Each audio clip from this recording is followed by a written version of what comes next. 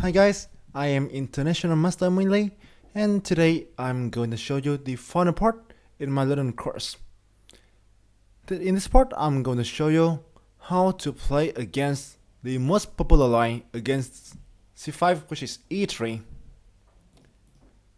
So by playing e3, what does white want to do?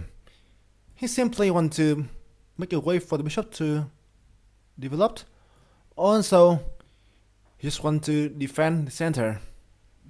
So what we are going to do right now, I will recommend you playing the best move and the simplest right here, queen b6.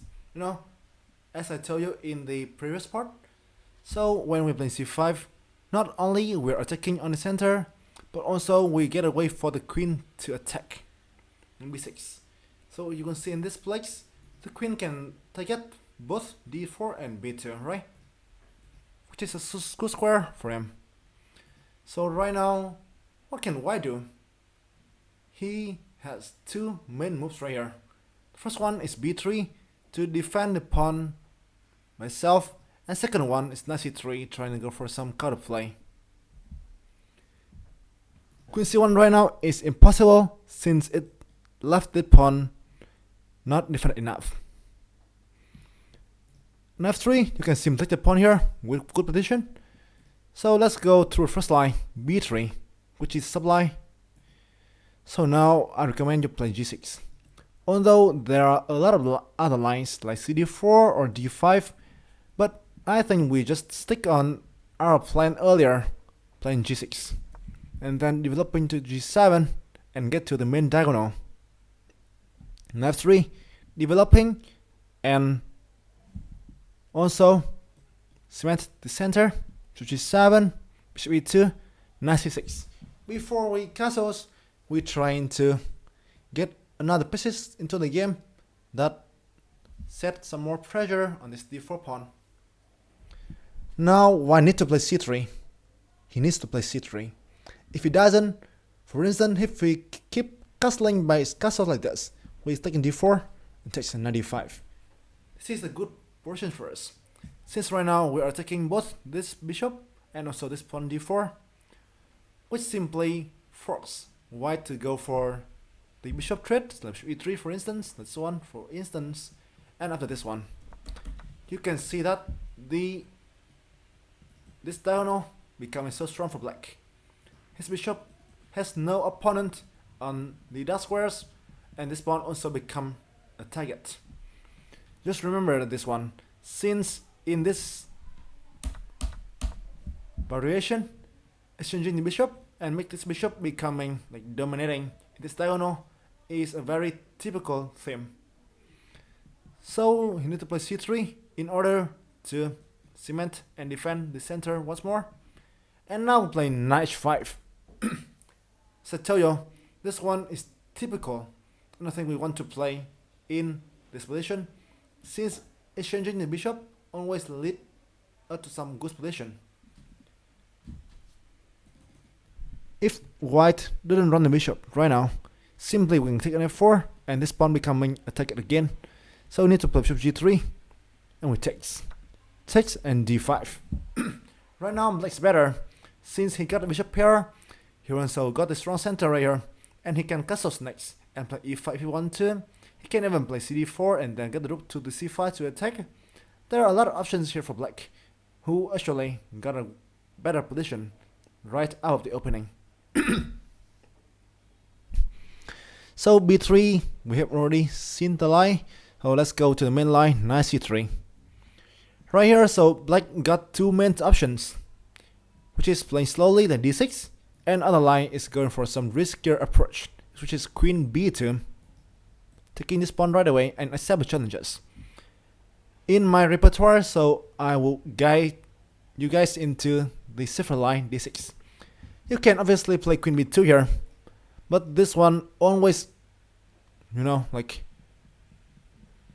lead to first draw lines, knight b5, knight d5, and rook b1, and only a drawn. Queen a2, rook a1 like this one, and this is like a typical drawn in this position. You can see this thing happens in a lot of games, Like even the very hard game, very strong games between Nakamura as well as so. Also, most recent, the games between Andrew Tang and my friends Daniel Naruski in the US Chess Open qualifier. Therefore, I want to, recommend something easier to play. Also, it leaves us with some more chance to win the game. D6. We're not only trying to limit this bishop on f4, but also we're trying to defend upon c5 if possible. Right now, white get two moves right here. He can rook b1 to defend upon, or he can bishop b5 check to check with tempo and also trading some pieces. Bishop b5 is the main line right here, so let's go through the sub line first. Rook b1, g6. Go through our typical plan. f3, bishop g7, bishop e2, so castles, and cd4 right now. The thing is that why we're playing cd4? Right now, this c5 d4 is not that important, so we test right now to open up the semi-open c file. Also, we doesn't want white to play d5. d5 is the move that is quite dangerous for us, since it helps white to gain some extra spaces and although gain the c4 squares for the knight, his knight. So cd4, the pawn takes and play a6. This seems like a strange move, but why playing this? Our idea here is to play queen c7 and then the knight can come to c6, or we play b5 right now. If we play queen c7 first, some moves like knight b5 can be played. That's why we play a6 first. This one is a very useful move. And what black intends to do next is queen c7 and then he can play b5 or knight c6 with an equal positions. So bishop b5 is the main line right here for white. Bishop d7, developing the bishop. Right now, if white exchange right here, we simply threats and we eat with a knight. This pawn once again become a target. And our idea here is simply, once again, is g6, bishop g7, castling, and we can take in d4 if you want to, with the good positions. That's why a4 is the main line of this one. a6. Right now, if white take on d7, we simply take with the knight again, and things doesn't change much. Simply, this move even seems worse for white, since this square is becoming slightly weakened. Also, this doesn't help white much. So a5 is white's main idea when he play e4. Queen c7, bishop takes, knight takes, f3 and g6. So right now, what is the position looks like? How is the positions right now? White will simply castles, and he can try and find a way to play like d5, e4 in the center.